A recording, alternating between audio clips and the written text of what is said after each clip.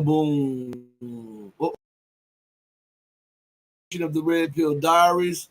I'm your host Rashid. Hold on one second. We're taking things off the screen. I was testing out a few videos that I might want to play for you guys that I saw in the news or that I had downloaded that goes along with some of the news that we've seen today. Today's show is titled Live, Real News at Noon. And the reason I say real news at noon is because we get to the core issues. We read in between the lines and we uncover the hidden messages in all of the writings from the news outlets, which are mouthpiece of the U.S. and the Western governments. Now, we're going to go into something real quick. Give me a second. I noticed that recently the United States has been working out military deals with the Scandinavian nations, and do you remember? See, some people have short memory. Do you remember prior to them forcing those nations into NATO? Because that's what it was. It was behind the door deals and a lot of pressure to force those nations into NATO, right? Do you remember that the United States says we have no plans of stationing military assets and bases there? I know you all recall this, right? Isn't that the same mantra that she uses everywhere? We have no plans of doing so. And right after so, she does it, right? Now, again, a lot of this is blowback from Russia, from Russia's inactivity on what goes around comes around.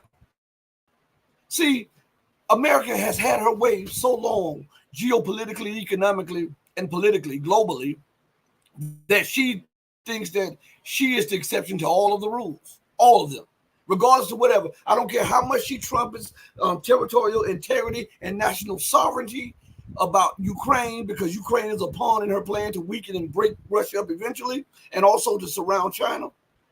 She ignores those same mantras in Syria, in Chad, in Niger, in Burkina Faso, and the list goes on.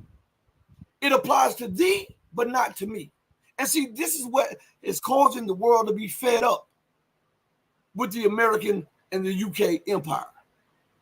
Because of the double standards, the hypocrisy, the blatant fascism and racism and sexism, and then trying to force feed everybody a liberal agenda of this, I can't say it because YouTube, but you know, same sex stuff and all of this madness. They have incorporated it in everything from television to cartoons, everything, to try to break down your resistance. See, when a person goes after you, let's look at boxing for a second. Let me give you an analogy, because I'm the king of analogies.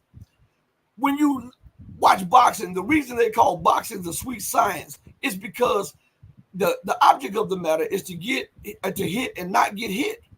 And so what a boxer is thinking is, let me break down my opponent. Why? Because around the third, the fourth, the fifth, or the sixth round, they won't have power enough in them to resist my onslaught and my pace as I pick it up, right? This is what the American elite, the Western elite are doing. They're trying to break down your resistance to common sense, to their madness. They're trying to break down your common sense to reject what they're putting out. So what they do, they incrementally put it in news and on television. They have it in cartoons. They have it everywhere. That is so that when it hits the minds of the kids, if they can't break it down in you, when it gets to the children, they'll become accustomed to it, and it will be less resistance to the madness of their policies that they inject into the minds of the people. So, saying that, I go back to something. The United States said they had no plans whatsoever to place bases in those Scandinavian nations. Then we noticed that all of a sudden, she signs a deal with one of the Scandinavian nations to not only have military bases there, but to also have access to the Scandinavian military bases there. And now she signs yet another military deal with another Scandinavian nation to post bases there. Now, everybody, you don't have to be that sharp. If America continues to surround certain countries with military bases, to ring them with military bases, this is not in any way a part of a defensive strategy.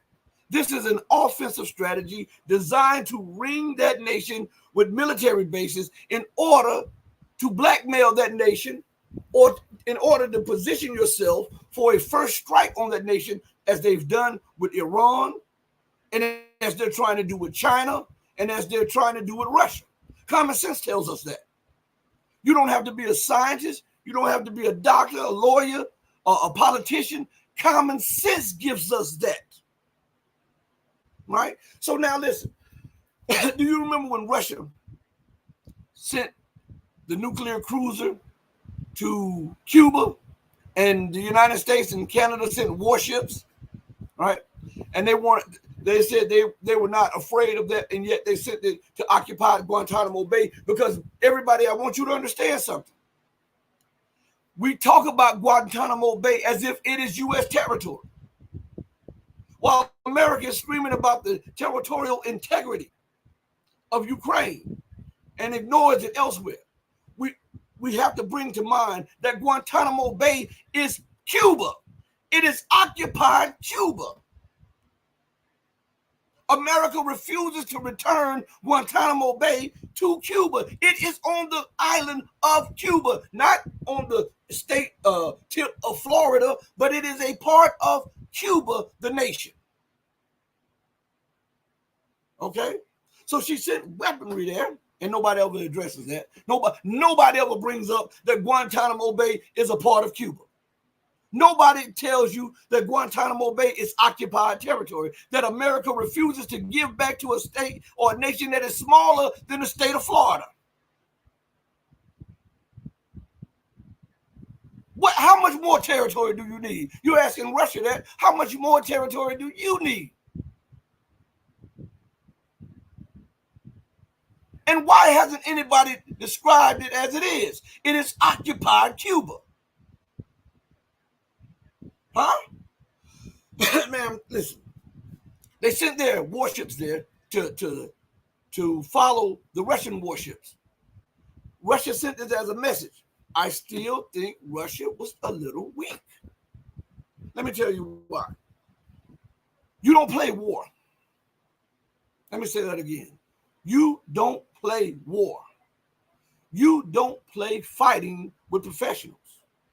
When you go into an area to confront a professional, you must be prepared for whatever that professional brings to the plate.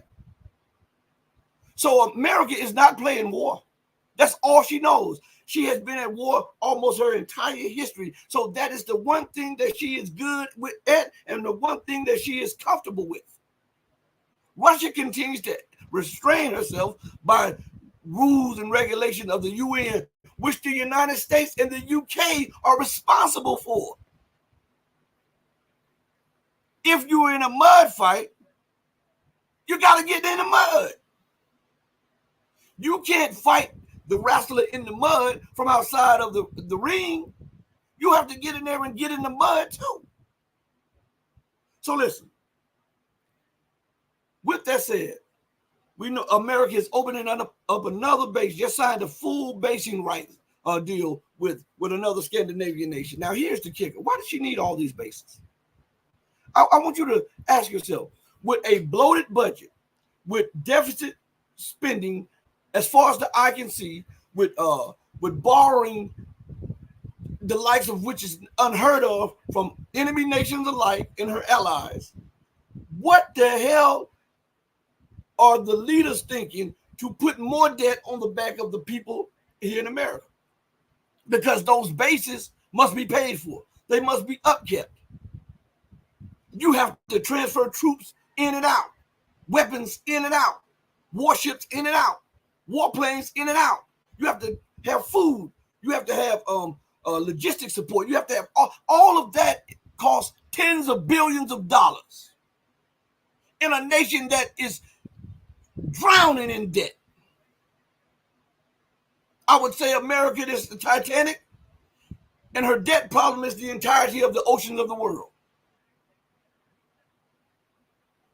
I'm asking, what economic and political sense does it make to establish new bases that is going to cost the people in America billions of dollars. And think about this: while this is being done, there's a growing homeless camp across America. While this is being done, acquiring an affordable home is becoming nearly impossible. While this is being done, in your name, I might add, the explosion of hunger across America is unmatched in the history of America, even during the Great Depression. This is not what I'm saying. This is what the government offices are saying. This is what HUD has said. This is what those other government offices that are responsible for coming up with solutions to this is what they have said. And yet you have money for more military bases, but you don't have money for Head Start. You have money to exploit the soldiers and the sailors and the airmen and deploy them away from their families at the cost of tens of billions of dollars. Yet you can't take those same tens of billions of dollars that you are borrowing to invest in those veterans who have already served and who need mental help, who need financial help, who needs food help. What sense does that make? You see the lunacy of empire. Okay? You can invest in military bases and R&D, research and development of even more deadlier weapons, while those who have already served are suffering. Those who have already been in combat are suffering. There's no way, I don't care how successful you may look to the public, there is no way that you can go to war and take a person's life and it not affect you. There's no way. There is no way that you can see death and destruction and it not affect you. Why aren't they investing capital in the people instead of in the weaponry? Your day as the supreme hegemon is over. So the best and the most rational and sane thing to do is stop antagonizing those who are ascending. And maybe your fall won't be so hard and so low. But this exceptionalism is so deeply embedded into the American power structure that even when you tell them something about thinking rational, they look at you as if you are insane. This is the American political system.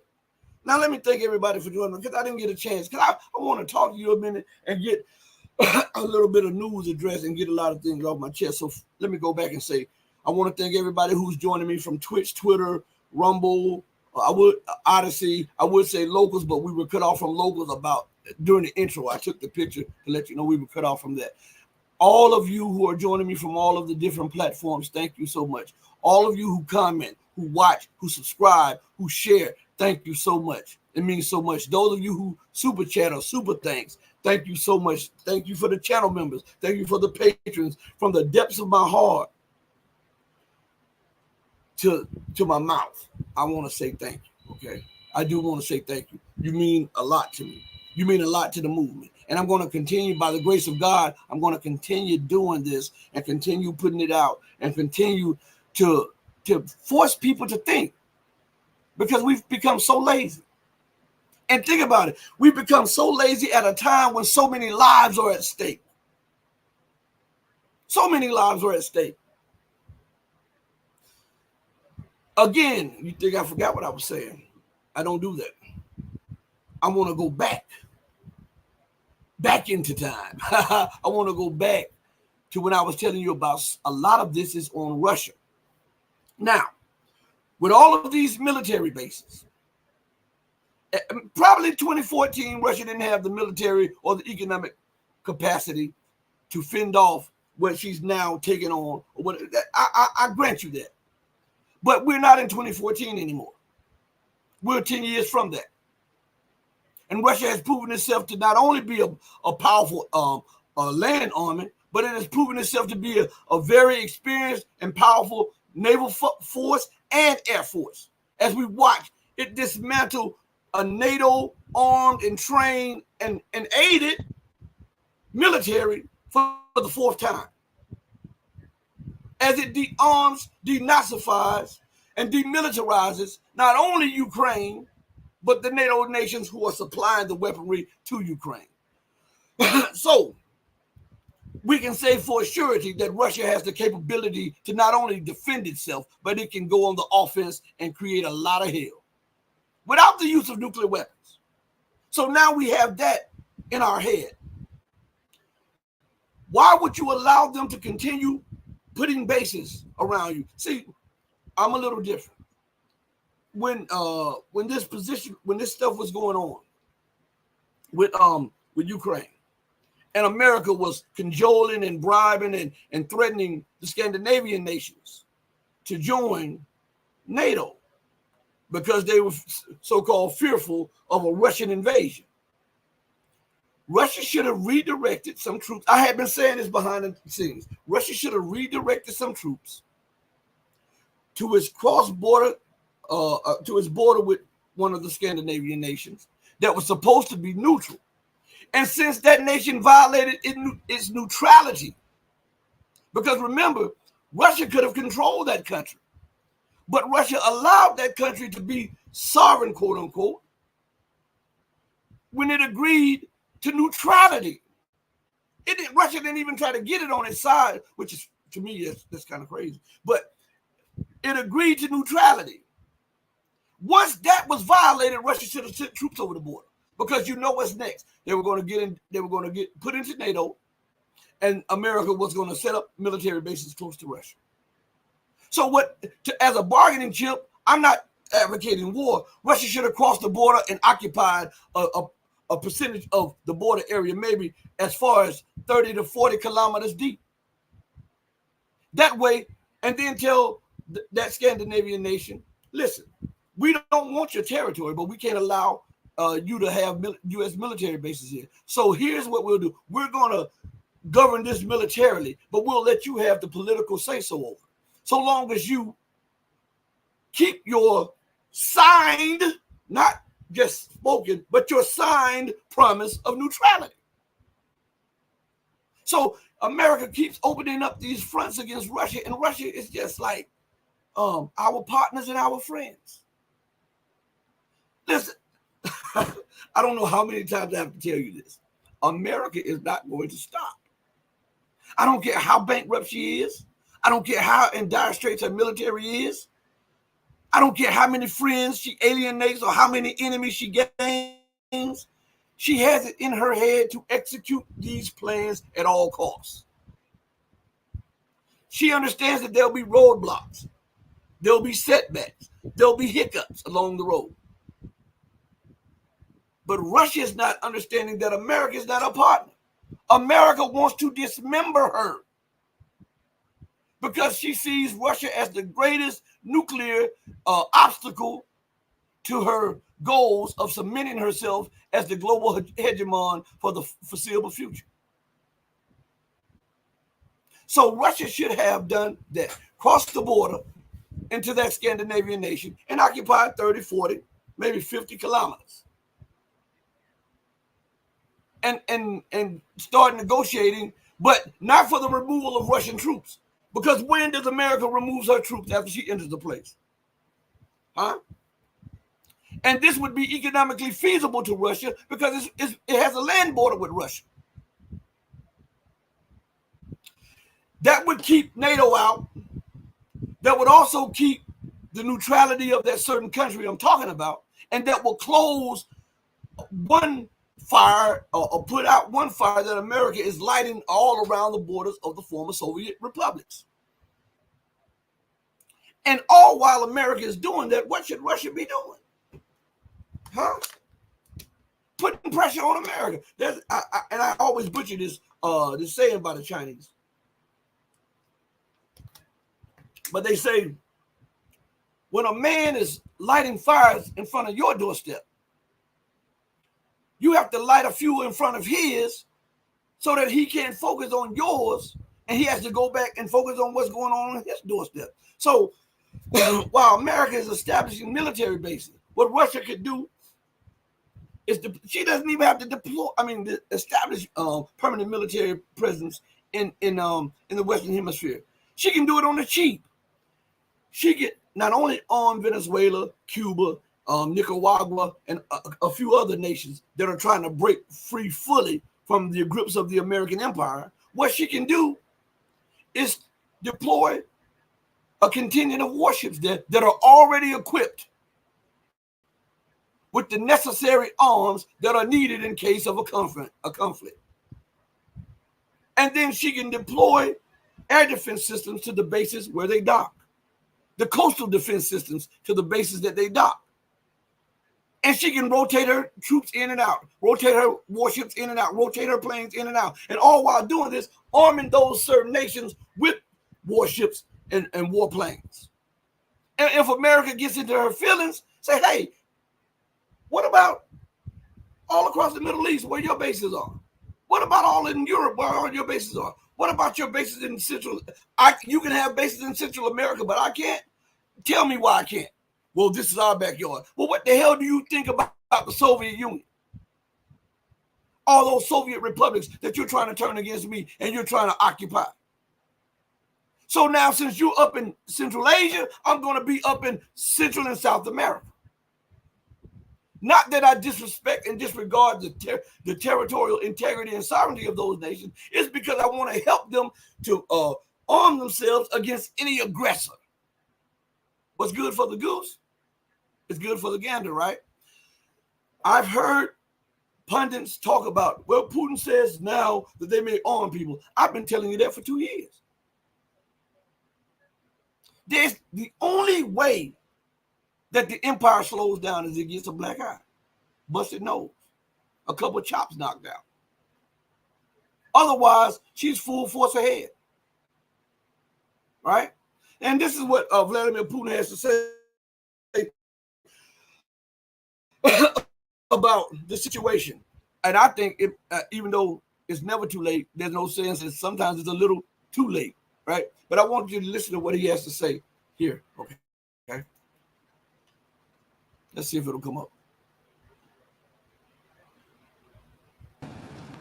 We are thinking that if someone believes it is possible to supply such weapons to a war zone in order to strike our territory and create problems for us, then why do we not have the right to supply our weapons of the same class to those regions of the world where there will be strikes on the sensitive facilities of those countries that are doing this against Russia? So the response could be asymmetric. We will think about this. And of course, such actions will finally destroy international relations and undermine international security. Ultimately, if we see those countries being drawn into a war against us, and this is their direct participation in a war against Russia, then we reserve the right to act in the same way. All in all, this is a path to very serious problems. Well, a marathon of 3-hour interview on the sidelines for the off-topic raised. Of course, the conversation was dominated by the war in Ukraine, not just its causes, namely the Western-backed coup in 2014, not just the narratives being spun about an expansionist Moscow, but also about the realities on the ground today. Now, one reality which Vladimir Putin is, as we just heard, very clear-eyed about is that Western-supplied long-range missiles will almost inevitably be used by Kiev to strike Russian territory. Now, we know that this is something that has been endlessly debated in recent weeks by the media and politicians alike in Europe and in America. But it now seems fairly obvious that despite initial reservations about their weaponry being used to strike cities like Moscow, where I'm standing now, or St. Petersburg, the West has given the green light, untying Kiev's hands in this regard. A risky and dangerous move which will probably only open the floodgates for further escalation. As for the fear-mongering which Western capitals are engaging in, here's President Putin's reaction to that. There is no need to invent anything and use these ideas to form an opinion about Russia. Forming an enemy image out of Russia is not necessary. You're only harming yourself by doing so. You made up that Russia wants to attack NATO. Are you completely crazy? Dance like this table? Who came up with this? It's nonsense, you know. That's rubbish. It would be nonsense if there was no plan to fool their own population. Oh, help! Russia will attack us soon. We must urgently arm ourselves, urgently send weapons to Ukraine. But in fact, why is it being done? To maintain their own imperial position of greatness. The question of the Ukrainian leader's legitimacy was also raised. Now, you probably remember that Zelensky cancelled the presidential elections, which should have taken place this year, citing wartime martial law. But his critics say that since his term officially ended in late May, he is now unconstitutionally running the country. But what's interesting is that despite this, despite the death toll of Ukraine's armed forces rising daily, despite the situation for Kiev on the front worsening daily, and despite Zelensky's popularity plummeting in recent times from 90% to around 65%, the White House continues to back Zelensky to the hilt. Why? Here's Vladimir Putin's take on that. If we're talking about irretrievable losses in particular, then the ratio is the same, 1 to about 5. That's the basis on which we're operating. This, by the way, is the reason for the attempt to carry out total mobilization in Ukraine, because there are very large losses on the battlefield. We know from the Ukrainian side, and this is an open secret, that the US administration is insisting that the threshold be gradually lowered from 25 to 23, then to 20 years, and then to 18, or immediately to 18. Because now they already require registration of 17-year-old boys. We know this for sure. This is a demand from the US administration to the Ukrainian leadership, which can hardly be considered the leadership after elections were cancelled. In any case, I think that the US administration will force the current leadership of Ukraine to make these decisions, to lower the mobilization age to 18 years, and then they will simply get rid of Zelensky. Now it's June 2024. It seems to me that it will take a year to do all this. Until the beginning of next year, at least they will tolerate him. And when he does everything, they will say goodbye and change him. There are several candidates, as far as I understand. And this really all feeds into the wider issue of not just Zelensky, but Ukraine as a whole being little more than a pawn for the West, cynically abused by Washington, especially in the name of great power politics. After all, no one in the US is interested in Ukraine. They are interested in the greatness of the United States, which is fighting not for Ukraine and not for the Ukrainian people, but for its greatness and for its leadership in the world. And in no case do they want to allow any kind of success for Russia, precisely because they believe that in this case, the leadership of the US would be damaged. That's the gist of what America is doing. So those were some of the key takeaways from that pretty comprehensive interview, and definitely an overriding sense that President Putin is under no illusion as to whom Russia is really fighting and how far the West is willing to go to cling on to the global dominance that it has enjoyed uninterrupted for centuries.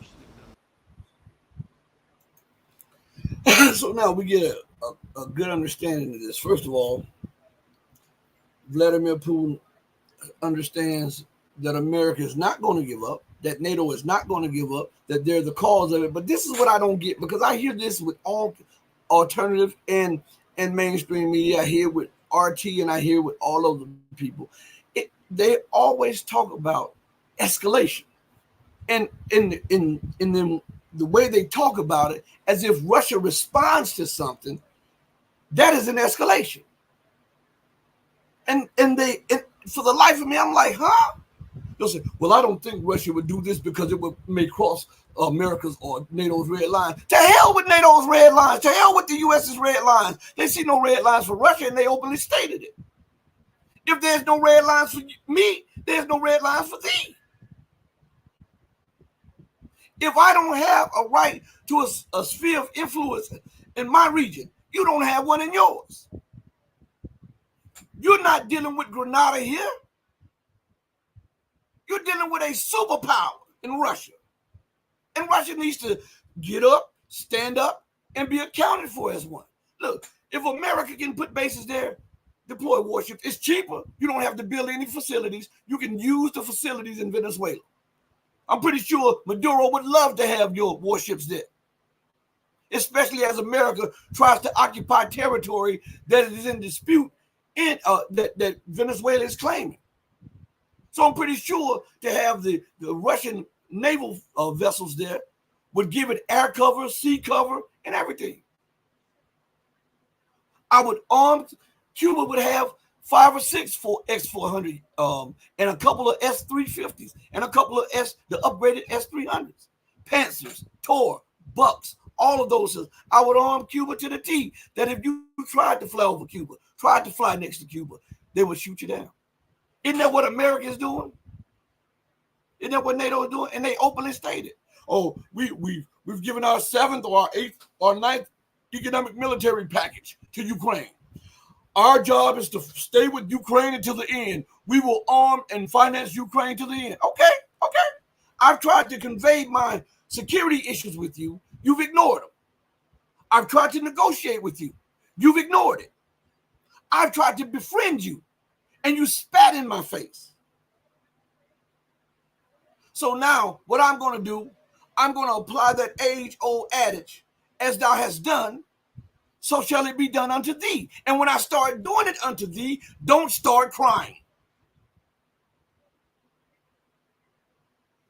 Russia has many allies in Latin America. Use it to your advantage. Even if you want to do it with a token warship, send 2 token warships there. America would be outraged. Send 2 here, 4 here, 3 here, 6 here. That adds up after a while. And now you have a AD zone from Cuba to Argentina with your air defense systems on your warships, and then the air defense system that you unload at the base. So America does not have freedom of flight anywhere in that region. That's what she's trying to do in the ex-Soviet space. That's what she's doing in Europe. That's what she's tried to do in Africa and is being rebuffed. That's what she tried in the Middle East, and that's what she is now planning against China and Asia, as thou has done. See, if these nations do not enact the very law of nature, self-preservation is the first law, then there is no way they will ascend to a superpower status. There's no way that they will ascend to true independence, because they will always have to bow to some directive of the West. You've got to put in that strategy. Okay, if you want to put a machine gun in the house next to me, I'm going to put a bazooka in the house next to you. So before your machine gun gets off, I'm blowing up your house. And YouTube, this is just this is not advocating war. This is, and I don't think Rumble is like this, but I got to say this to sensitive, all in your feelings YouTube. I'm not advocating war. I'm not advocating death. I'm advocating justice, freedom, justice, and equality. That's what I'm advocating. And I will continue to advocate freedom, justice, and equality until the casket drops. You cannot disrespect other people's rights and security concerns and then demand for them to just adhere to everything you have to say. Man, if you don't get out of here with that foolishness. Look, I'm looking down. Something popped up on RT. And RT sometimes it acts like it's in bed with the West. But anyway, there's an article that came out today, and it's titled, U.S. and U.K. don't give a fig for the rule of law. Rogers Waters, one of the co-founders of Pink Floyd, the music group. He says, Washington and London will do anything to conceal their crimes, the Pink Floyd co-founder has claimed. Years of vicious persecution of WikiLeaks founder Julian Assange show that Washington will go to any lengths to escape justice for its crimes. Former Pink Floyd bassist Rogers Waters has told RT in an exclusive interview aired on Monday. Haven't I been saying that? There is no way America and the UK are going to stop unless you stop them. And I'm going to tell you why. And this is left out of the equation on every platform, on every site. Why America? Because they'll say, I don't understand. They keep doubling down and tripling down. And I say they double down and triple down. Then I give you an explanation of why. I don't just say it. I give you an explanation of why. And so this is the explanation of why they continue to double down and triple down on failed policy. They're throwing stuff up against the wall just to see if it can stick. You know why? Because time is up for them. See, when you have ruled so universally between the UK and the US for over 200 years, when you've ruled universally like that over the decades, it becomes ingrained in the mind of the politicians, the think tanks, and the government institutions that you are above the laws that everybody else have to subjugate themselves to. And when reality comes and that you're no longer that economic powerhouse, you no longer can dominate politically, and now you have rivals militarily, desperation sets in. Because now you have a challenge to your rule. Isn't that what they say all the time? China is trying to challenge us in the Pacific. Isn't that what they say? As if they live in the Pacific. Russia, a belligerent power, is trying to take over Europe. As if America resides in Europe. China and Russia are trying to displace us in Africa. Who the hell invited you to Africa? They're being mischievous. China and Russia and Iran are being mischievous in Latin America. How would you know? Did you ask the host nation? How is it that you can go to other nations thousands of miles away and that's benign and benevolent, but everybody else is mischievous? Huh? They are desperate because the power structure is collapsing. They can no longer print up debt infinitum. And that was the life's blood to the British and U.S. empires. As long as I can deficit spend and project debt into the future, as long as my currency was pardon par excellence and was not challenged as the global number one and number two currencies, then I could, regardless of how much debt I could take, I could sometimes export the inflation. I could sometimes collapse governments by using interest rates. That's what they use, that interest rates to collapse governments, because they will destroy economies, destroy crops, destroy businesses by the fluctuation of that interest rate. They can do that. That's how they overthrew Mubarak. That's how they caused all these so-called Arab Spring, by the manipulation of the interest rates. How can a nation truly be sovereign if they're at the behest of American interest rates or American economic policies, British economic policies? Again, you saw when I had my guest on, Alex Craner, you saw when I had Dimitri Lascaris on, and they talked about the intricacies of how the American government is tied in with the British government. Same thing I've been telling you guys since I've been on there. And that's why I constantly tell you that even though America is the military juggernaut, don't think that the royals of Britain have let loose their colony completely. And you say, well, how is that possible? I go back to what they say, there's no love without finance, right? No romance without finance, right? And I ask you all, is the London Stock Exchange tied to the New York Stock Exchange, or is it vice versa? It's vice versa. Is the London Gold Exchange tied to the New York Gold Exchange, or is it vice versa? It's vice versa. So he who controls the gold, the prices, and he who controls the stock market, right, controls the policies. It's not something that is so out there that you can't comprehend. This is why in every military escapade, the two are together. The daughters of Babylon. In every war, they're together. In every unjust movement they make, they're together. Giving cover to each other. Because they're one and the same. The U.S. empire is essentially the British empire. And vice versa. And no one talks about it. But Roger Waters, he made it clear that the U.S. and the U.K. don't give a fig about the rule of law. Haven't I been telling you that? Have not I been saying to you that Russia has got to understand that when you're playing with people that love to break the law, ignore the law, and then use the law at their will, you have to do the same in order not only to survive, but to excel. Not only to survive, but to excel. And the only way to do that, you got to get in the mud with the mud wrestlers. If you want the championship from the guy in the mud, you got to get in there and take it.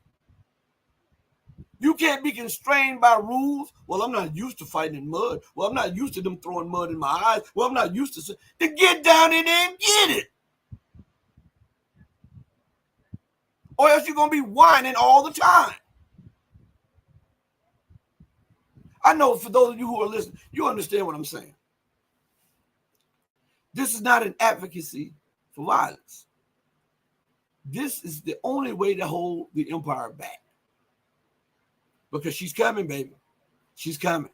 And even with all of the losses she's racked up in Ukraine, has that stopped her from deploying aircraft carrier groups to the Middle East, which I told you that's the theater of war that you better be concerned about. I told you this year. I told you last year. I told you year before last. Even when the Ukrainian conflict flared up, I told everybody, where you need to look at is the MENA region, the Middle Eastern, North African region, because there's a great buildup and there will be a conflagration there, and it will take place, and it will be a major regional conflagration. And now look, listen to me, everybody. If I did not say this, go back and check the videos. This is the way you can tell whether a person is a liar. Go back and check the videos and see if I told everybody this. I was warning them of the conflagration between Palestine and Israel 2 years ago, 3 years ago. I was warning them that this thing was reaching the crescendo. It was reaching the point of no return. And I was telling them that with America's intransigence and arrogance and dealing with African nations and Middle Eastern nations, this has all of the recipe for a explosive soup to be cooked up. I've been telling you that. Look what's going on there. But I don't get any credit for it. Everybody else does. And when they say stuff that I've said 2 years ago, people, oh yeah, I understand. How come you didn't understand it when I said it? I know I'm a country boy, but hell, I know you can decipher what I'm saying. A lot of the big channels, a lot of the stuff that they're saying, I've said this stuff. I've been telling the people this stuff. But here's the fault with the larger channels and the pundits. They believe that if America does X, Y, and Z, she can rebound. If what are they all saying? If this was filth, we'd all be drunk. America's doing such and such. But if we get Trump, this will happen. Man, you had Trump. What happened? Huh? So this is not an experiment that we don't know about. Well, if we can get rid of Biden, hell, everybody want to get rid of Biden. but still, Biden started executing Trump's position as Trump started executing Obama's. As a matter of fact, the budget that Trump left the government with, Biden added more to it. Now, both of these people are illusions in this matrix called Western politics to make you feel as though you have a choice here and a choice there. I'd advise you all to go to my interview with co-creator of Scholars for 911 Truth. I advise you to go there and view one of my interviews. I did multiple interviews with Kevin Barrett, where he gives you a breakdown of the deep state and where he gives you the beginnings of Biden and Trump. It's in the video. Just go look at it. Okay? So don't think that Trump is the savior for America. It's a mathematical. Listen, there is a mathematical impossibility that America can escape what she now finds herself in. And I'm not saying it as a doom and gloom and boom. I'm talking about mathematics. Listen, If we use mathematics, and say, for instance, you want to get to 10, and you have 1 and 1, and you multiply that. I don't care how many times you multiply it or flip it backwards, flip it upside down, it's still going to be what? 1 times 1 is 1, right? Or 1 plus 1 is 2. It can never be 10, regardless of how much we want to reach 10, because we have guidelines, rules, and the way they set up the mathematical problems that gives us a solution to 10, right? We can't, no matter how much we want it, we can't make 1 and 1 be 10. Okay, so no matter how patriotic you are, listen to me good, no matter how patriotic you are, just look, forget the economics right now. Forget that scene just for 1 second. Just forget it. Forget the what we're being fed in the news, and let's just look at things from a non-biased, rational eye. Okay. Look at America and how she deals with nations. Is that a way to make friends or enemies? Look at America and how she treats her friends. Is that a way to keep friends or make enemies? Look at America, how she overlooks the problems of her people within her own border. Is that a way for growth and prosperity in the future, or is that a way for collapse? And then we turn to the military component. Look at how she deals with people militarily. And look how she overlooks and just ignores international law when it suits her, but then demands that everybody else obeys international law. While she's screaming about Russia in violation of international law, Israel has been in violation of international law since its inception. And she screams not one word, but Israel has the right to exist. But we have it on the books there that all occupied land must be returned. This is a UN resolution. And in the resolution, it tells you for peace to be had, Israel must do what? Return all occupied land and allow for these people to live free. So you're screaming about, oh, I don't know why the Palestinians are doing what they're doing.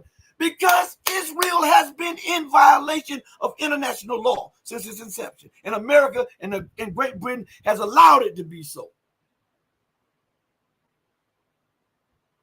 So when you see, I don't beat around the bush, everybody. For those of you who may be new to the channel, I don't beat around the bush. I'm going to call an ace and a spade a spade. If I alienate you, it is not because I'm trying to hurt you religiously or hurt your feelings.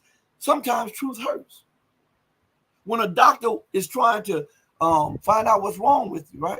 And the doctor finally finds out what's wrong with you and say, hey, you got a growth there. And it's blocking your arteries. I gotta do some surgery on you. That surgery is going to hurt. You're going to have to do some recuperation. But if he does not remove the block, you die. So what I'm doing, I'm surgically removing the mental blocks of information that continues to hinder you from pumping in what you need to maintain mental and spiritual clarity. Okay? How in the world can you talk about breach of international law when you have been in breach of international law since your inception? Israel has been in breach. France is in breach. The UK is in breach. NATO is in breach of international law. Was that international law when you bombed Libya and sodomized Gaddafi? How much more breaking of international law when you depose a leader, kill his children, try to kill his grandchildren, and then sodomize him, then put a bullet in his head? Because he wanted to turn from the dollar and the euro into United States of Africa gold dinar.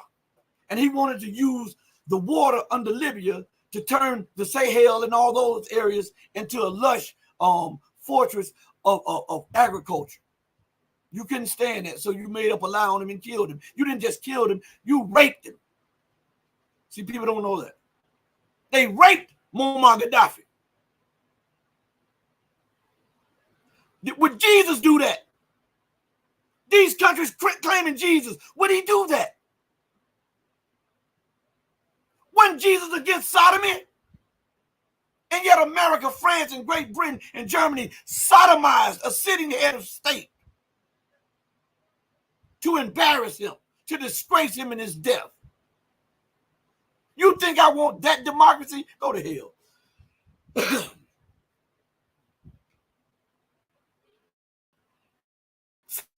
Seriously. We don't look with clarity when it's concerning America, or when it's concerning the UK, or when it's concerning a European nation. We have to look at things with clarity and with justice. What would happen in the UK if Gaddafi would have sodomized what's his name? Cameron. I think he was the prime minister at the time.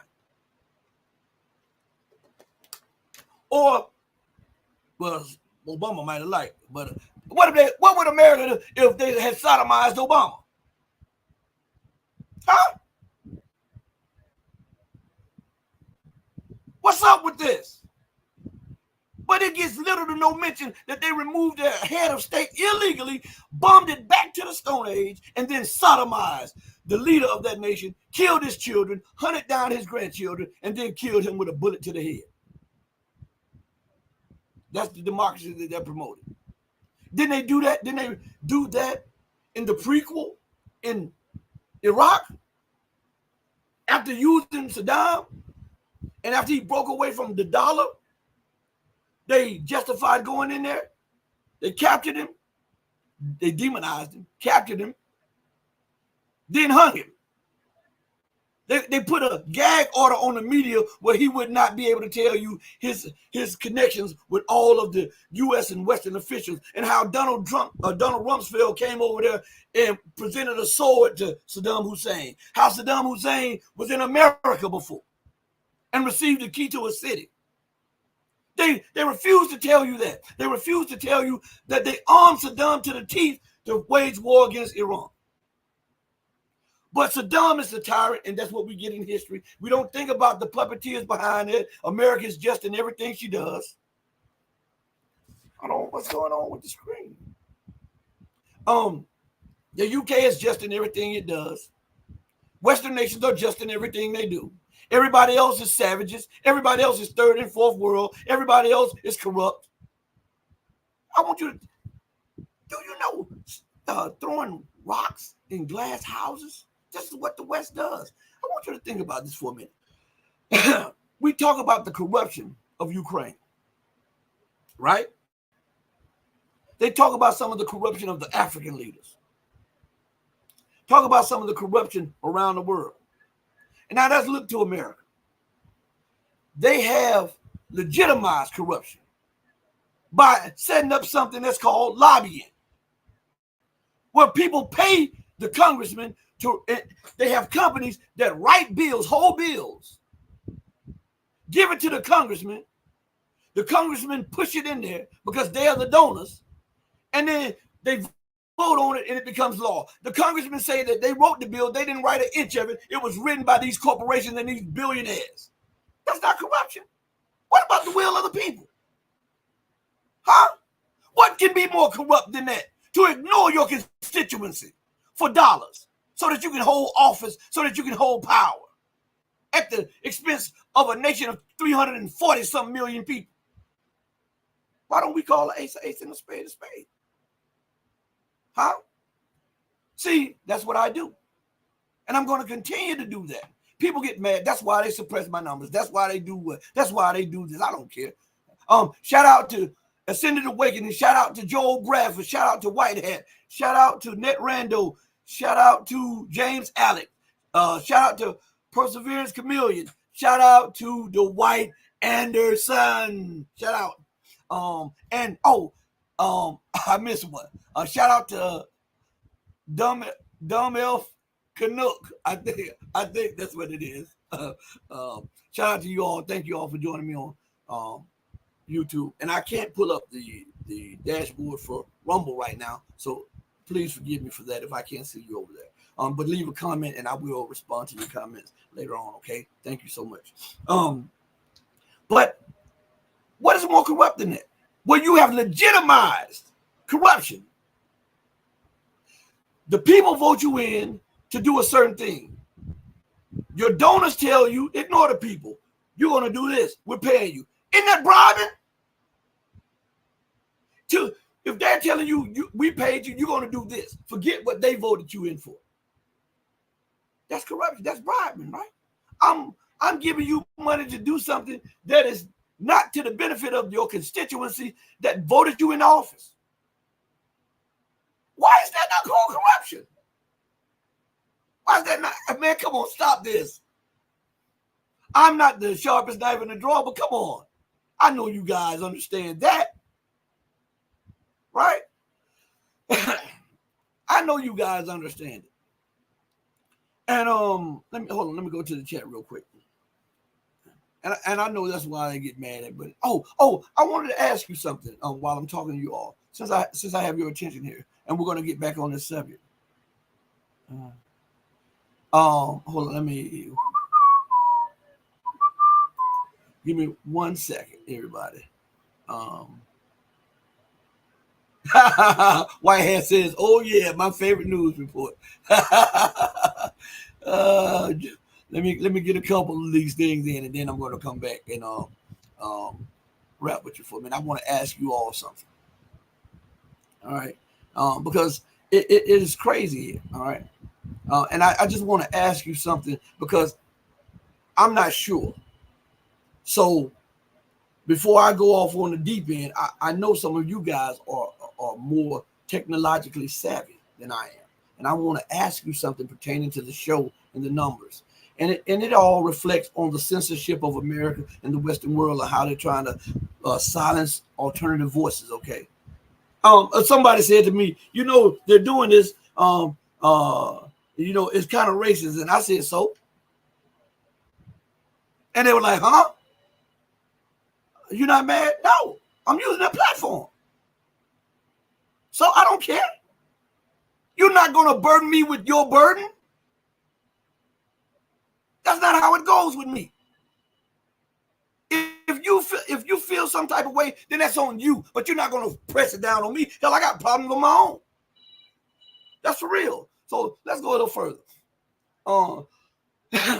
If they don't like me because I'm black, so be it. It hadn't stopped me from eating.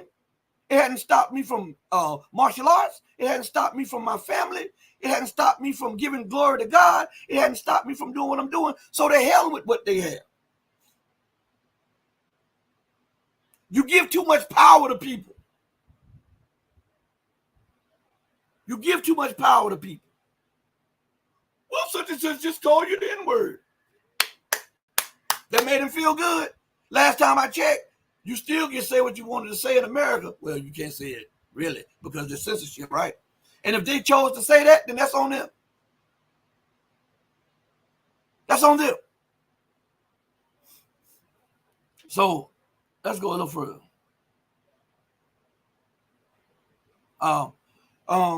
He says, so lately I've been hearing that YouTubers be losing subscribers for no reason, especially the ones that go against the narrative. Well, I can attest to that. I can attest to that. He says, this is communism for real. Them be blaming others of this and that, but are it themselves. Yeah. Let's see. Salute everybody. Listen, everybody, get out of your feelings. People are going to say things that's going to aggravate you. They're going to say things to get under your skin. You got to be like a duck. And what they're saying is water. It's got to bounce off of you. You know what I'm saying? Can't let these people control whether you're happy or sad or how they feel about you. All you should be worried about is pleasing God. The hell with everybody else. Everything else will fall in line. So that's it. Let's go here. Oh, Pedro is in the building. I miss Pedro. Let's see. And James says, the U.S. reminds me of the cop that runs into a person, then accuses the person of attacking him. Boom. Mic drop moment. But it's not just the U.S., it's the Western world, specifically the U.S. and the U.K. They're always, look at them screaming about Ukraine and Russia. If you didn't understand, you would think Russia was the aggressor. You would think Russia is trying to conquer the Soviet Union. But when you look at the reality, America is trying, and they have open forums on this, that they're trying to surround Russia and China and Iran and balkanize them. But common sense doesn't prevail in a country that is going absolutely crazy. Let's see. James said Roger knows the score. The score, yeah. Chameleon says salute everyone. The White says blessings, my brother. Blessings to you too. Now look what he said. Look what Dumb Elf Canuck says. Hillary Clinton, we came, we saw, he died. Absolutely. That's a point that I have made several times on the show, and she laughed about it. She has never met a death that she didn't like. Remember Ron Brown? Do y'all remember that? You remember he was getting ready to testify? He was an old friend of the Clintons, right? It was an old friend of the Clintons. And he went on this flight where the plane crashed. Right before he was supposed to testify and give the 411 and all the information on the Clintons. And this is what was said. There's a documentary out. It's over a decade or so old. And so I'm not, YouTube, don't censor me. This is the documentary I'm telling them about. There's a documentary out. It's a good documentary. And it is packed with information. I mean, irrefutable information. And so in the documentary, you have the politicians going to Ron Brown's funeral. And you would think his best friend would be in tears, who was Bill Clinton. They were best friends. Bill Clinton was walking with somebody as they were walking to the to hall to honor Ron Brown. And he is up there laughing up a storm. And then when he noticed the camera was on him, he put his hand over his face and started pretending like he was crying. Now here's the kicker about that. In the documentary, they have some evidence saying that at the crash site, Ron Brown actually survived.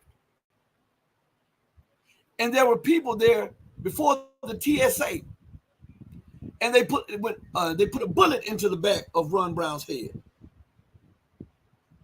And the family were about to talk about this, and all of a sudden pressure came, and nothing happened out of the ordinary. Nothing happened. But they were saying that the crash, at first they were saying that there was something suspicious because they were saying that it was a foggy day, but then the people said in the area that it had been clear that whole day. There was no signs of fog or impaired views. You got to look at that video. So Hillary has nothing to say. They have bodies from Arkansas all the way around the globe. Mass murderers. All right. So look, let's go further. The U.S. Congress has been neutered. You better believe it, James. You better believe it. And Deborah, shout out to Deborah Watermelon. She says, always truth here. Happy July 4th. Happy July 4th to you too, Miss Deborah. Jan says he has to run. Thank you, Rashid. Take care. Hey, be safe out there. Be safe. See you on the next show too. Check this out though. I want to bring something up to you. Let me get to my phone real quick because I'm not a tech, and so I just want to know if a website uses your YouTube video, right? Not posted in their body, but they put the link to the YouTube video, and people click on it, and it takes them to your YouTube video. Isn't that a view for you? Somebody put that down in the chat. I'm trying to figure it out. Isn't that a view? If they click on the link and it takes you to your YouTube channel, and your video comes up on your YouTube channel, and the people are watching that video on that YouTube channel, isn't that a view for you? Somebody enlighten me before we go further into the news. Just somebody, because I'm not familiar with this. I just want to know. Okay? I just need one person to tell me yeah or nay, because I'm not familiar with this. Because the YouTube address the video address is on YouTube. And they click it, and it takes them to YouTube, to that video. Isn't that a view for you? Or is it not? Please, someone put it in the comment section real quick so we can go on. Quickly, please. And I know I got some very smart people in there, so please put it in there real quick, because it's something I want to ask you guys. And I don't want to break just when I go back into the news. I don't want to stop again for this. I just want to address this right here. Can somebody put it in there, because I can't see it on my hold on one second. Let me see.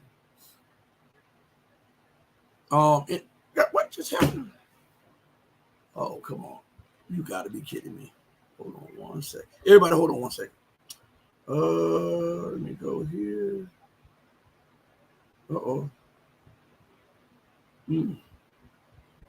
So, I haven't gotten a response yet. All I need is yay or nay.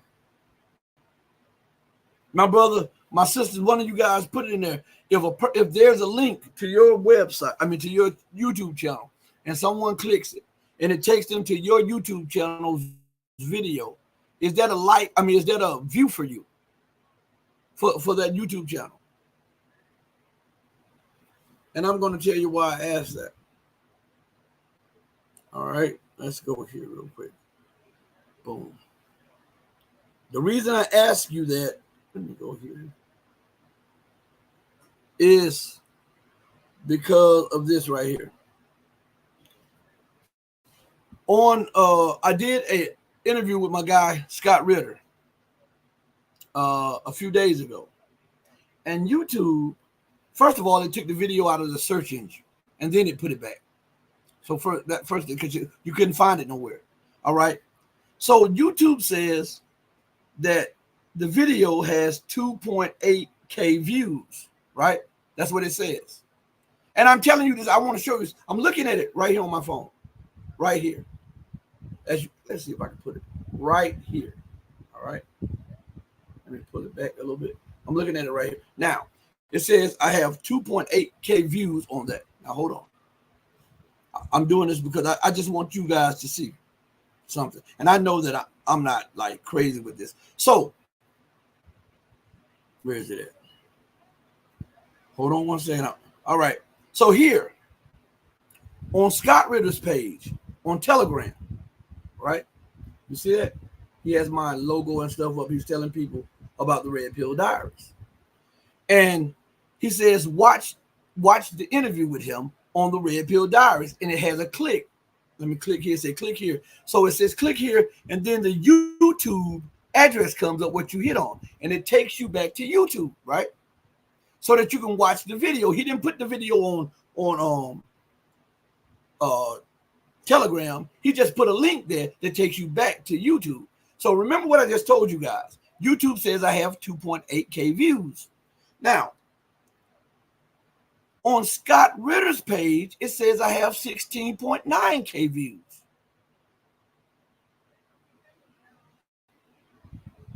Oh, let me see if I can put it there. Go to Scott Ritter's Telegram and look. I have to go through for you guys. But let's go back into this news, because I just wanted to share that with you all, to show you the shenanigans that go on with the numbers. 16.9K over there, 2.8K. But to get that, you have to click on the link, and it takes you to YouTube to watch the video. And yet, they're not calculating my views. That's crazy, right? That's crazy. But it is what it is. So with the 2.8K and the 16.9, it should be over 20, almost 20K for the interview. But that's what it is. I show you these things so that you all know that I'm not embellishing anything up. I gotta put this up. Right here. Perseverance Chameleon says the Zionist overlords don't like you educated us. Absolutely. They get mad, but listen, you can't stop the truth. You cannot stop the truth. It was something else I wanted to share with you all before I go. Where is it at? I got it. Where is it at?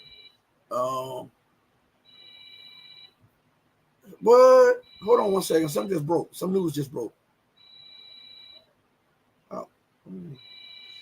Hold on, everybody. Some news just broke. Now, let me address this real quick before I address some breaking news. So now they're saying that, listen to me good, I want you to understand the contempt that they have for you. Not just for the Americans here in America, not just for the Canadians in Canada, or like they say on the streets, in Canada. Not just for the people in the UK, and not just for people in Europe, okay? They have contempt for everybody. Now, Europe has been pouring in billions and billions of dollars in aid packages to Ukraine, right? Is that not right? What is it? Hold on, everybody. Let me stop let me ask my daughter in my office area over there to stop that phone. Hold on 1 second. Hey.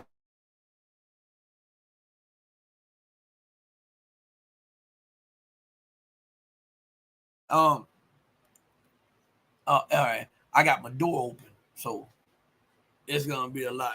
My son is doing some renovation while I'm doing the show, or whatever, and so it's gonna be a little noise in the background. I thought it was gonna be more than what it is, but it's not. But look,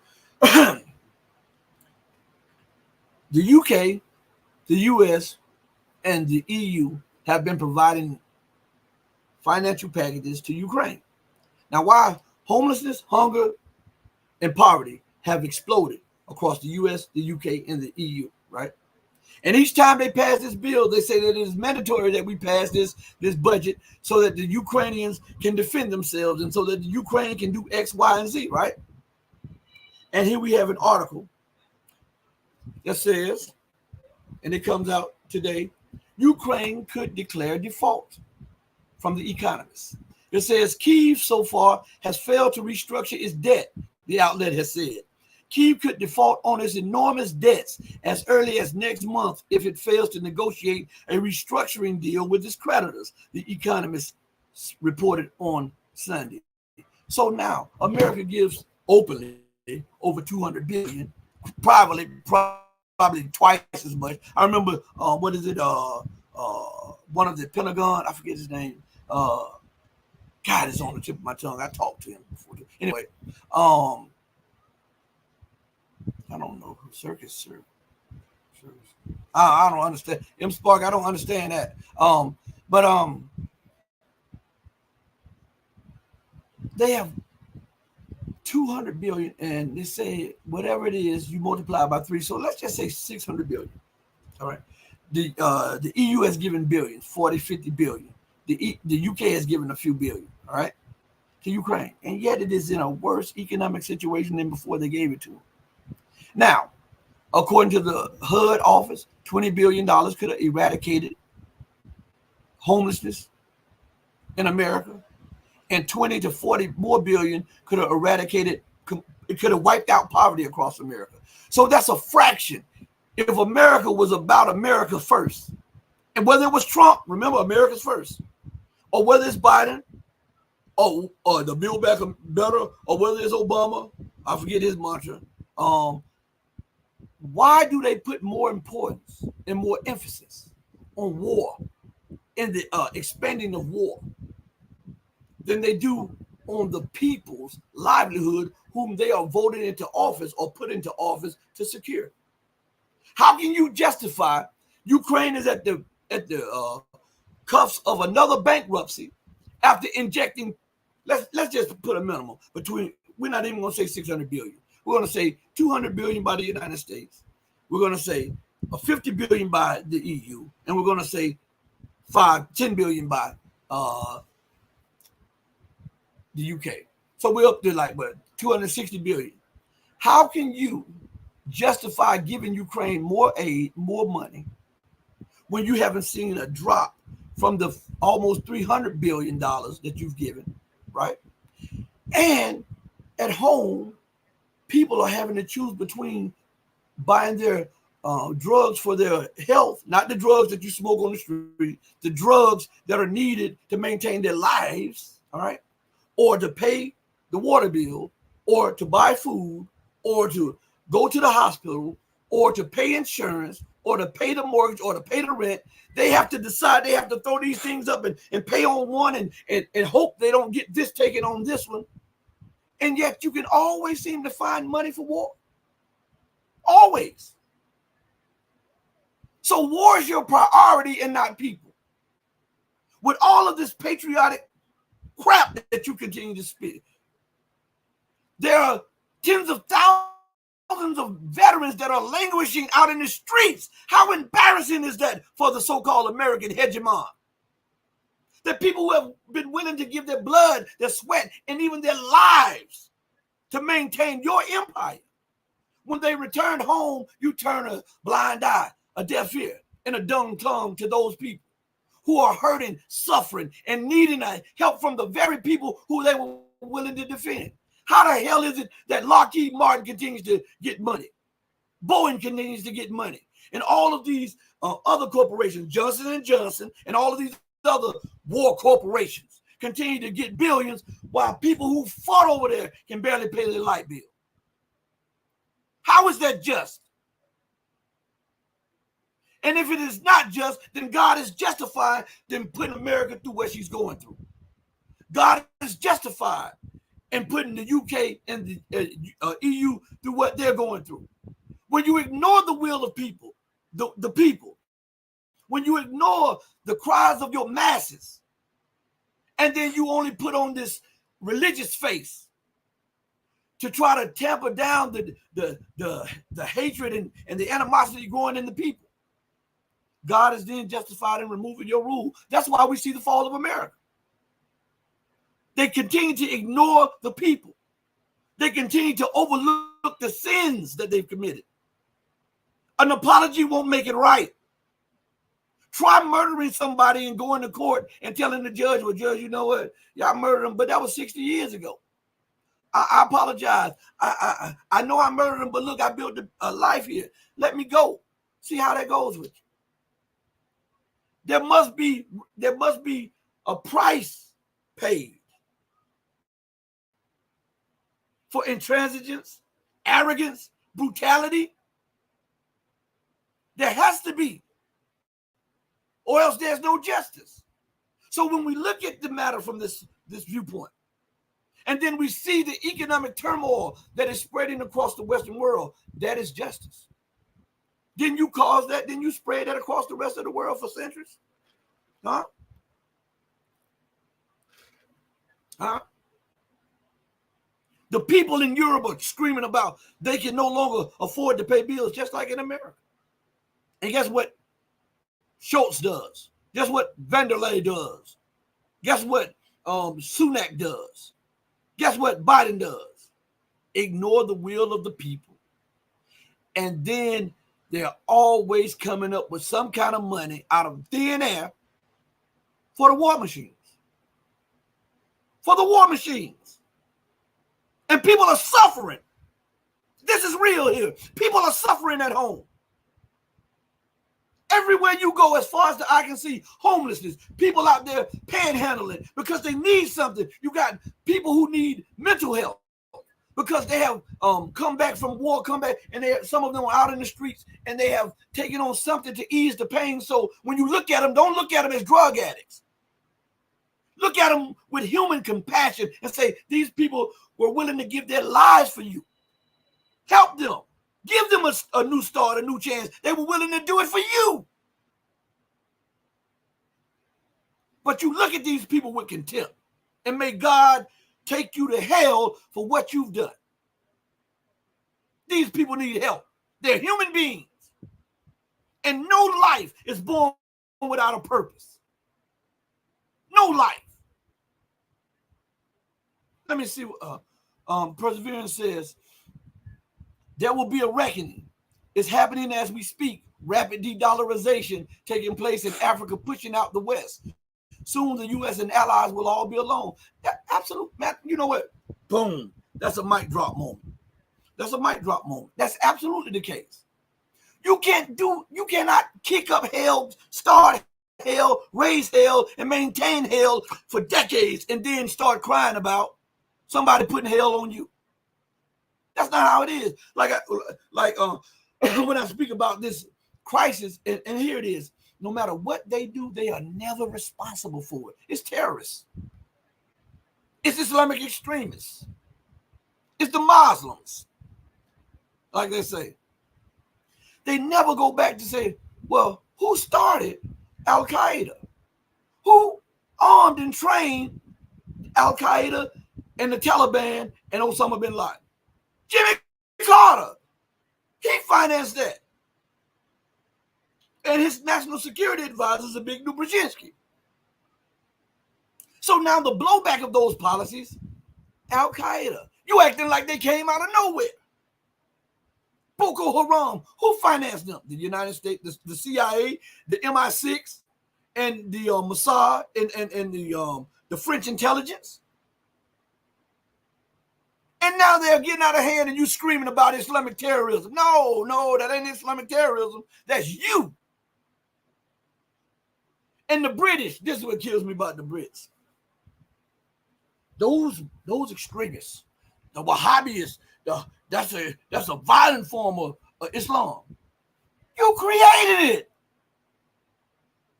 You were the ones who helped the Sauds get into power. You were the ones who radicalized that. And you said in your papers that this would be good for the British Empire. In your writings. And now you're screaming about Wahhabism when you made it. You perverted Islam and you made it to all of these sects. And now you mad because now it's blowing back. Let's go to the so-called migrant crisis. Again, I tell you, Muammar Gaddafi warned, if y'all take me out of power, there will be an influx of migrants from North Africa because they will have no hope after you destroy the governments. What happened? What happened? Because they are so arrogant, they ignored his warning. You can Google it on YouTube, it's still up. You can Google his warning. And then France, the US, the UK, and Germany too, were hiding their hand. All Italy too played a part in this. They overthrew Muammar Gaddafi so that they can get those resources back under control. America never forgave Gaddafi for removing the biggest military base that the United States had in Africa, and that was in Libya. When Muammar Gaddafi took power, he made the U.S. take that base out of there. They never forgave him for that. And now you have an influx of migrants from North Africa. And everybody is screaming about they want to assimilate. Should they assimilate? Why should they? You destroyed their governments. You destroyed all of the institutions that made governing them viable. So we can't hide our hands and start screaming about migrants. And listen, I want to say this too, because you know I call an ace and a spade a spade. I don't care if you black is an ace of spade or white as snow. I'm going to call it like it is. You understand? So look, some people say, well, we're dealing in certain areas, there are no-go zones and there's violence and stuff like that. Can that violence even compare to the violence that brought them to your country? With the bombardment on their lives daily, with bombs from the air, bombs from the sea, machine gun rattling every day, in courtesy of NATO. So what I'm saying is these policies, these irrational policies are starting to reap a whirlwind. And now they're screaming about it as if it happened out of nowhere. Oh, these people just want to come in and take over. They don't want to assimilate. You destroyed all of the institutions of their countries. And then you left them no viable option. You didn't listen. When they killed Gaddafi, they just did not kill Gaddafi. They destroyed the institutions which made Libya a viable, independent state, and that was on purpose. They stole the gold, 300 to 500 billion in gold reserves. They stole the currency reserves, 300 billion, 350 billion in currency reserves. Where's the money?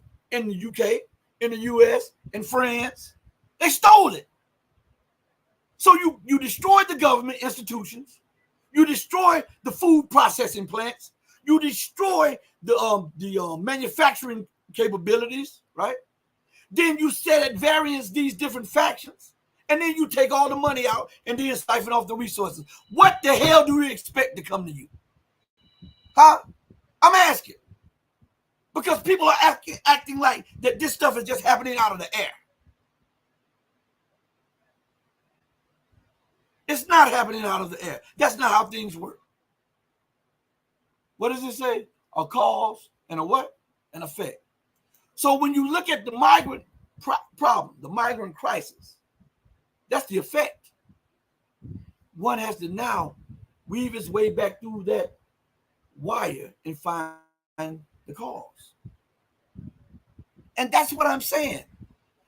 Nobody addresses these issues because they're too uncomfortable and they're too scared that it might hurt their money, or if they're too scared that it may alienate some of their subscribers and they may leave. I give two flips,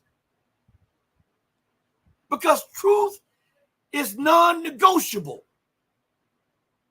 It's non-negotiable. If you will compromise on the truth, you'll compromise on anything. And you're not worthy of being a steward of somebody's life, to be able to compromise on the truth. You don't compromise on truth. That's not how things work. Let me go to the comments real quick. Max, I said Max, I'm sorry. M. Spark says, karma is inevitable. That's what I'm saying. What goes around, you can call it karma, you can call it judgment, you can call it as thou hast done, or the rule of law, you can call it what goes around comes around, whatever you call it. That is laid at the base of the creation of the universe. Science, I keep telling you, science tells you that. And America believes, and the West believes, that they are the exception to the rules of the laws of science. I can kill, I can maim, I can rob, I can bomb, I can war, I can occupy. There's nothing to come back on me because I got military power and economic dominance. And science tells us for any action, there is an equal or greater reaction. And what we're living in now is the equal or greater reaction. Nobody talks about the action that was taken that led us to this reaction. It's going to be hell. It's going to be something else with the collapse of the American empire. It's going to be hell and havoc everywhere. And don't think America's just going to sit down. That's not how it's going to happen. She didn't get all those nuclear weapons for nothing. You understand me? She did not get all of those nuclear weapons. You think she invested trillions of dollars just to have them sitting by? I'm asking you all. Did she just have them sitting by in Nagasaki and Hiroshima? Huh? Did she have them sitting by when she bombed Libya? Because most people don't know that there was some type of mini nukes used there. Now, look at Iraq and all of the depleted uranium, and look at all those deformed people over there now in Afghanistan. You don't make these deadly weapons just for show. You make them with the knowledge that eventually you're going to use. Does she make her warships just to show? Or does she send them in the sea and let them threaten other nations? What about her air defense systems? What about her guns? What about her missiles? What about her warplanes? What about her attack copters? What about her AWACS? When she made them, they looked good. But were they just for show? No. Eventually, she did what? Use them. And this weapon called a nuclear weapon, she eventually used that too. As a matter of fact, as soon as she was able to master it, she used it. Not once, but twice. So when you're looking at the situation with America and the UK, the reason the world is becoming more violent is because the grip that they had on global politics, global finance, is being shaken and weakened. And desperation is setting in because they can't compete they used to be able to compete industrially, manufacturing, but they don't. I want to show you the lunacy of this so-called rules-based order. Okay, this is just one thing, just one thought. Let's go back to something I told you before about the gold exchange. That is that the U.S. gold exchange is tied to the London gold exchange, right? And that regulates the gold prices around the world. It used to be exclusive to the UK, but China has the Shanghai Gold Exchange, which now rivals the UK's gold exchange. All right, let's go back to this for a minute. I'm gonna show you the inherent racism, fascism, greed, corruption, and imperial exceptional thought in this right here. Okay, the U.S. Gold Exchange is tied to the London Gold Exchange. The London Gold Exchange used to, and we'll say, regulates global gold prices, right? So it can manipulate the gold prices, and therefore it can buy more gold if needed because it can manipulate the price. It can make it drop, it can make it rise, or whatever. Okay.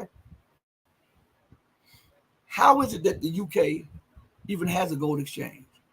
The UK does not even have one gold mine. Let me say that again. How is it that the UK even has a gold exchange when the UK does not even have one gold mine? That's something heavy to put on your mind, right? And if it does not have one gold mine, then why does it have the right to be over a gold exchange that has the authority to raise prices and drop prices in gold when you have no commodity of gold like that? Shouldn't that be in a gold producing nation? Huh? And why isn't it? Because it's an instrument of power of the Western world. And that's one of the ways they are able to siphon off wealth from other nations. And that's how they're able to wage war by manipulating gold prices. When they need them to go down, they go down. When they need them to come up, they come up. And that's why they're so mad. They're so pissed with China, because China has rival exchanges now. It's not just an exclusive prerogative of the West now. Everything that the West has, the Chinese have built an analog for. And that threatens American imperialism, aka U.S. imperialism or UK imperialism. And that's why they see China now as a imminent, pressing threat. It is a threat to the dollar hegemony, which is the life's blood of the Western world, Western wealth, Western influence, and the Western empire. They see that as a threat to the military-industrial complex that has received mostly all payments in dollars or euros or pounds. And without the backing of gold, and if China were to announce a gold-backed yuan, boom goes the dynamite. And this would rearrange economic and political clout the world over like that. That's what they're fearing. That's what they feared with Gaddafi. That's what they feared with Saddam to a lesser extent. That's what they feared with Robert Mugabe. Any nation that is willing to put the people ahead of their ambitions of empire has become a threat to the ambitions of empire. And that is why you see the world in the state that is in. Thank you all for joining me on the most powerful platform for truth bar none anywhere on God's green earth. Please remember to join us tomorrow, but also to join us Wednesday. We'll have CIA analyst Larry Justin on at an early time at 11 a.m. Eastern, 10 a.m. Central time. Man, listen, I love each and every one of you who loves truth, but know that the love that I have for you will always pale in comparison to the love that the true and living God has for you. Until we next speak again, stay strong, stay true, but above all things, stay righteous. Hey, mama, your baby boy loves you more than life. In Asia, happy birthday. Peace. I'm out of here.